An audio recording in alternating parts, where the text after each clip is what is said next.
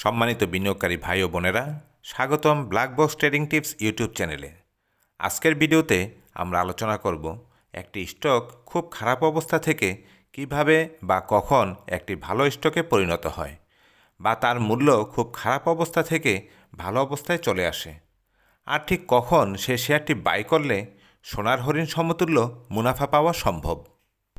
তো এর আগে আপনি একটু বাস্তব জীবনের দিকে ফিরে আসুন।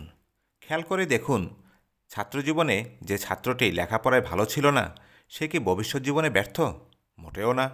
একজন মানুষ তার জীবনের সবচেয়ে খারাপ অবস্থা থেকে শ্রম, মেধা আর অভিজ্ঞতা দিয়ে উন্নতি আর সফলতার চরমে পৌঁছতে পারে।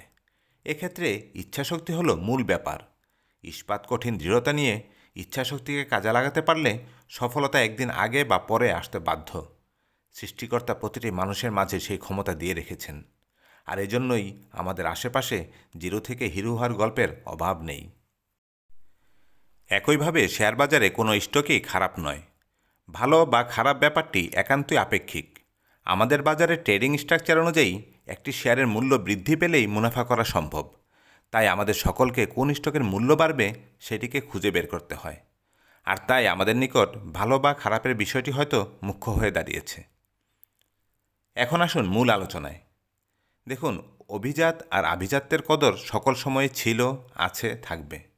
আবার কেউ কেউ সমাজের তথাকথিত নিচু অবস্থান থেকে অভিজাত মহলে জায়গা করে নেয়। একইভাবে প্রতিটি স্টক মার্কেটের শেয়ারগুলিরও শ্রেণীবিভাগ রয়েছে। এখন আমি বা আপনি এই শ্রেণীবিভাগ কিভাবে বুঝব? এর জন্য সবচেয়ে সহজ উপায় হল ঢাকা স্টক এক্সচেঞ্জের ওয়েবসাইট। এখানে স্টকগুলিকে বিভিন্ন শর্তের ভিত্তিতে বিভিন্ন ক্যাটাগরিতে বিভক্ত করা হয়েছে, যেমন A category, B category, Z category, G category এবং এন ক্যাটাগরি। এখানে আপনি ভালো বা খারাপ কোম্পানিগুলির একটি তালিকা খুব সহজে পেয়ে যাবেন।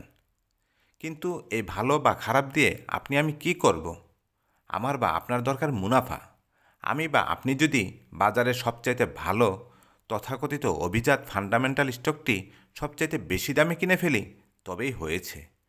পোর্টফোলিওতে লস হতে আর অন্য কোনো খারাপ সিদ্ধান্তের প্রয়োজন নেই। কেউ কেউ হয়তো বলবেন, সমস্যা কি?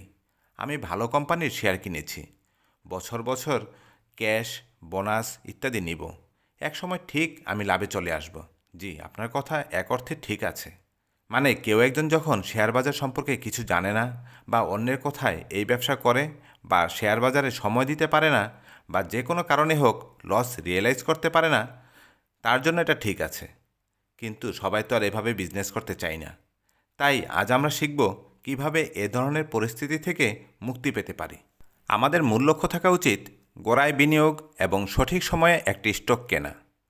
অভিজ্ঞতা থেকে বলছি, এসব ক্যাটাগরি দেখে আসলে মুনাফা করা কঠিন ব্যাপার।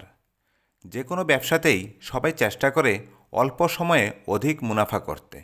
আমরাও সেই চেষ্টা করব। নতুবা আপনি আপনার টাকা ব্যাংকে ডিপোজিট করে রাখলেই পারতেন, তাই না? শ্রদ্ধেয় ভাই ও বোনেরা, আপনাদের বারবার একটি কথা স্পষ্ট করে বলার চেষ্টা করেছি। আমি এ বাজারের বিশাল বড় কেউ নই। আমার এ বিষয়ে কোনো উচ্চতর ডিগ্রিও নেই। আমি যা বলি তা হলো আমার পর খাওয়া অভিজ্ঞতা, যা আমি লস করতে করতে শিখেছি। শেয়ার বাজার থেকে মুনাফা করার বিভিন্ন কৌশল আছে। সব কৌশল তো আর এক ভিডিওতে বর্ণনা করা সম্ভব নয়, তবে আমি একে একে ভিডিও আকারে আমার অভিজ্ঞতা শেয়ার করে যাচ্ছি। আগেই বলেছি, মূল্যের ভালো বা খারাপ অবস্থাটি আপেক্ষিক। একটি শেয়ারের মূল্য কোনো এক সময় বিভিন্ন কারণে যেমন কম থাকতে পারে, আবার বেশিও থাকতে পারে। আবার ফান্ডামেন্টাল তথ্যের বিবেচনায় অবহেলিত বা অবমূল্যায়িত থাকতে পারে, অথবা অতি মূল্যায়িত হতে পারে।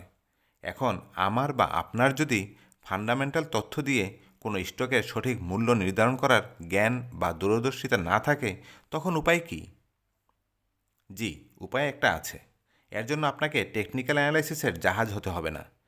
কিছু সাধারণ বিষয় খেয়াল করলে দেখবেন একটি স্টক তার খারাপ অবস্থান থেকে কিভাবে ধীরে ধীরে ভালো অবস্থানে চলে আসে। আজ আমি আপনাদের খুব সহজে সেই বিষয়টি দেখানোর পাশাপাশি কোথায় বাই করবেন, কোথায় সেল বা স্টপ লস দিবেন সেগুলিও দেখিয়ে দিব।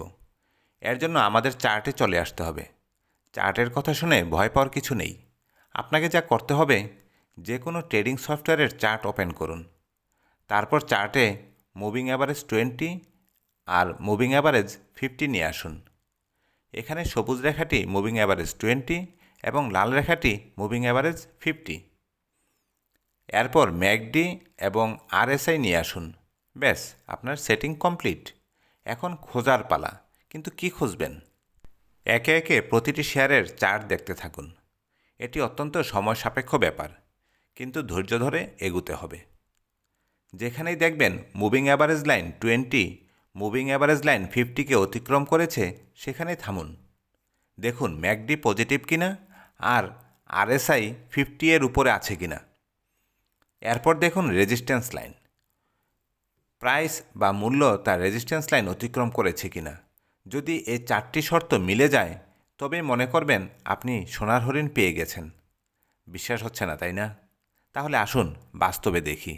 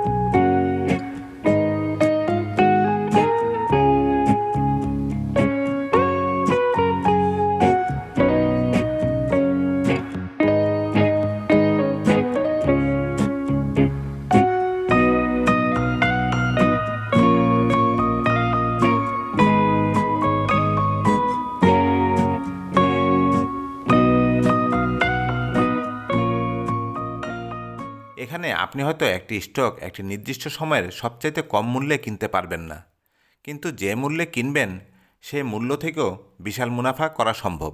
হ্যাঁ, তবে কপালে থাকতে হবে। এখন আরেকটি গুরুত্বপূর্ণ বিষয় হলো, এই সোনার হরিণ কিন্তু সারা জীবন সোনার হরিণ থাকবে না। এক সময় তার মূল্য কমতে বাধ্য। একটি নির্দিষ্ট সময় পর আপনার এই স্টক থেকে মুনাফা নিয়ে নিতে হবে। তো সেটা কখন? খুবই সহজ। আপনি যদি কোনো টেকনিক্যাল অ্যানালাইসিস নাও জানেন, তবে কোনো সমস্যা নেই। শুধু খেয়াল রাখবেন মূল্য কখন মুভিং অ্যাভারেজ লাইন 20কে অতিক্রম করে নিচে নেমে যায়। যখনই নিচে নেমে যাবে, আপনি তখনই সেল দিয়ে দেবেন। এক্ষেত্রে অনেক সময় আপনার একটি বড় মুনাফা হাতছাড়া হয়ে যেতে পারে, বা বিক্রির পর মূল্য আবার বেড়েও যেতে পারে। কিন্তু তাতে সমস্যা কি? আপনি তো বড় একটা মুনাফা পেয়েছেন, তাই না? আর এর চাইতে বেশি মুনাফা পেতে হলে আপনাকে টেকনিক্যাল অ্যানালাইসিস বিষয়ে আরও বেশি দক্ষ হতে হবে। বাজারকে আরও বেশি সময় দিতে হবে। এই সেটিংস মেনে এন্ট্রি দিলে আপনাকে চেষ্টা করতে হবে মুভিং অ্যাভারেজ লাইন 20 এর আশেপাশে এন্ট্রি দেওয়ার। এতে আপনার স্টপ লস লেভেল খুব ছোট হবে। আর স্টপ লস দেওয়ার জন্য সেই মুভিং অ্যাভারেজ লাইন 20কেই নির্বাচন করে রাখতে পারেন।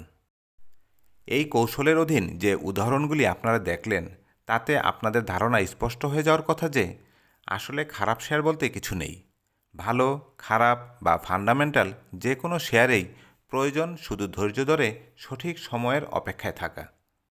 তারপরও যারা পারছেন না বা যাদের হাতে সময় নেই, তারা আমার সাথে যোগাযোগ করতে পারেন। আমার ফেসবুক গ্রুপে জয়েন হতে পারেন। আমি আমার সর্বোচ্চ চেষ্টা করব আপনাদের সাহায্য করার। সম্মানিত বিনিয়োগকারী ভাই ও বোনেরা, অপ্রয়োজনীয় কথা বলে ভিডিও আর লম্বা করছি না। শুধু এটুকু অনুরোধ করব, লসে থাকা আপনার আত্মীয়, বন্ধু বা পরিচিতজনদের ব্ল্যাক বক্স ইউটিউব চ্যানেলের কথা জানান। এই চ্যানেলের ভিডিও দেখে হয়তো তারাও তাদের দীর্ঘদিনের লস কাটিয়ে একটি সুন্দর জীবনের দেখা পাবে। পরিশেষে আপনাদের সকলের সুখ সমৃদ্ধি কামনা করে আজকের মতো বিদায় নিচ্ছি। বাই।